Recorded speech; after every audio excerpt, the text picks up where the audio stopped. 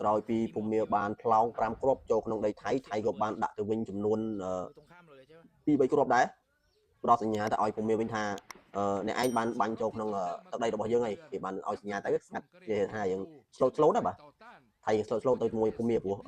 លេងជាមួយភូមិបាននេះភូមិខ្លាំងបាទខ្លាំងហើយកងទ័ពរបស់គេគាត់ទៅជួមុខនៅជួមុខមានរហូតដល់34នាក់នោះបាទមិនតិចទេហើយសុភាវុធឬមួយក៏យន្តហោះចម្បាំងអីភូមិក៏មានដែរมันមានតែថៃទេភូមិមានច្រើនជាងថៃទៀតបាទអញ្ចឹងហើយបានជាធ្វើឲ្យថៃវាអត់សូវហ៊ានដែរហ៊ានជាមួយភូមិបាទហើយកាលពីយប់មិញហ្នឹងក្រុមឧទាមរបស់ភូមិឬមួយកងកម្លាំងទាហានរបស់ភូមិហ្នឹងបានប្រយុទ្ធគ្នាគេបានផ្លោងគ្រាប់ចូលក្នុងដីថៃបណ្ដាឲ្យប្រទេសជាពលរដ្ឋនៅតំបន់នោះបាទឆេះ4 5ខ្នងបាទថៃស្កាត់គាត់ជ្រាបហើយបើសិនជារហូតបើសិនជាថៃប៉ះជាមួយឡាវដូចជាកម្ពុជាយើងវិញមើលបើថៃបើកការវាបហាសិតយន្តហោះអី Grepper ហើយ S16 ឡើយបើដែរមួយជាមួយភូមិថៃដូចស្ងាត់ឬអត់ខ្លាចគេនេះខ្លាចភូមិបាទដឹងស្រាប់ហើយភូមិមិនមែនដូចកម្ពុជាយើងមិនមែនដូចឡាវណាមិនដូចម៉ាឡេស៊ីណាភូមិតែដាក់ដែរឃើញឥឡូវបាញ់ចូលក្នុងដីថៃបាញ់ចូលក្នុងដីថៃថៃស្កាត់ជ្រាបធ្វើភូមិទេអញ្ចឹងបានថាប្រទេសសៀមនេះវាខ្លាចតែប្រទេសគេមានអំណាចដែរមានសភាវុធខ្លាំងជាងវាអត់ហ៊ានមួយគេដែរវាហ៊ានជាមួយប្រទេសដែលអត់សូវមានសភាវុធប្រទេសដែលតូចជាងវាអញ្ចឹងណាដូចជាឡាវដូចជាយើងអញ្ចឹងទៅចឹងបានវាចេះតែរោគរឿងយើងបកគោរឿងជាមួយយើងវាអាំងតែយើងនឹងគ្មានអាវុធគ្មានយន្តហោះចម្បាំងដូចវាមាន S16 មានអីចឹងទៅអញ្ចឹងបានវាចេះតែញេះញាស់យើងហើយចេះតែញាស់យើងធ្វើមិនឲ្យយើងទូជាមួយវាអញ្ចឹងជនជាតិសៀមនេះវាពិបាកណាស់បងប្អូនបាទហើយព្រមនោះដែរបាទព័ត៌មានជុំមិញហ្នឹងទាំងយប់តែម្ដងថ្ងៃទី1ដើមខែតែម្ដងថៃត្រូវបានភូមិដាក់5គ្រាប់ចូលក្នុងដីថៃបណ្ដោយផ្ទះជីពលរដ្ឋនៅតំបន់នោះឆេះខ្ទេចឥឡូវមិនឲ្យខ្លាំងនេះតែមិនខ្លាំងហើយមិនបាញ់ជាមួយភូមិទេហើយមិនធ្វើសង្គ្រាមទៅហើយមិនសោះមិនបងប្អូនមានព័ត៌មានខាងថៃគេបានផ្សាយថាគេបានបិទច្រកព្រំដែនជាមួយនឹងភូមិ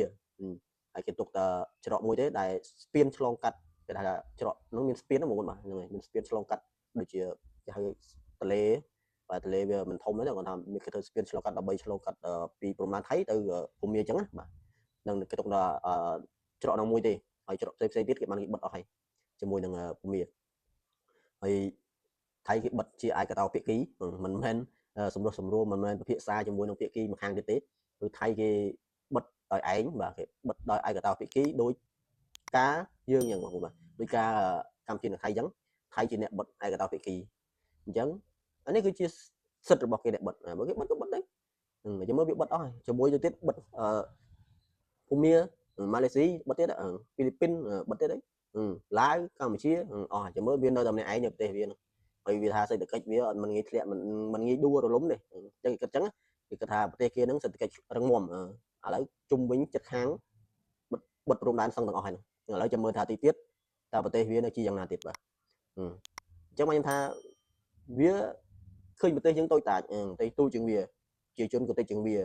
សភាវុធក៏តិចជាងវាអញ្ចឹងហើយបានវាចេះតែបង្ករឿងបង្កហេតុជាមួយនឹងយើងបងប្អូនបាទបងប្អូនត្រូវដឹងថានេះហើយគឺជា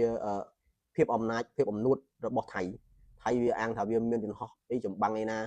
Grepperអីណា S16 ឯណាអញ្ចឹងវាអាំងអាហ្នឹងដល់ពេលប៉ះមួយភូមិមានណាស្ងាត់មាត់ដូចគេចុកអញ្ចឹងបាទអីទៀតបើមិនឲ្យស្ងាត់មាត់មិនបើភូមិគ្រាន់តែកងទ័ពជួមុខគេហ្នឹងមានរហូតដល់30,000នាក់ហ្នឹងហើយនៅបំរុងនៅអីទៀតមិនតិចណាហើយសភាវុធមានយន្តហោះចម្បាំងគាត់ថាគេហៅថាកំភ្លើង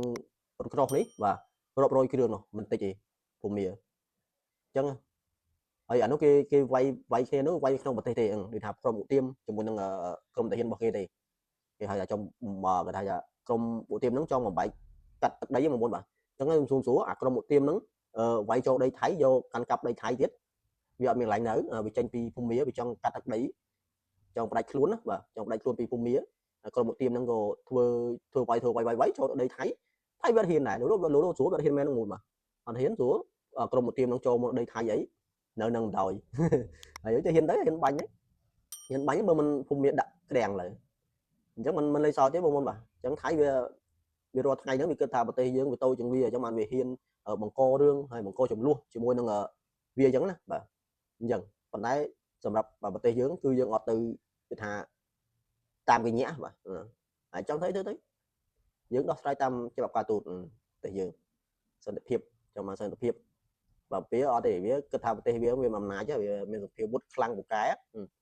ហើយប្រទេសជិតខាងនឹងអស់ឆ្លោះមួយគេទាំងអស់នោះឥឡូវមានណានៅកតាហ្នឹងណាបើឡើងឆ្លោះជាមួយប្រទេសគេជិតខាងហ្នឹងហើយហ្នឹងទៅហើយទៀតបាទបងប្អូនគ្នាអញ្ចឹងវីដេអូនេះគឺខ្ញុំមានតែប៉ុណ្្នេះបងប្អូនហើយកុំភ្លេចជួយចុច share វីដេអូហើយកុំភ្លេចចុច subscribe channel YouTube របស់ខ្ញុំម្នាក់មួយផងបាទអរគុណច្រើន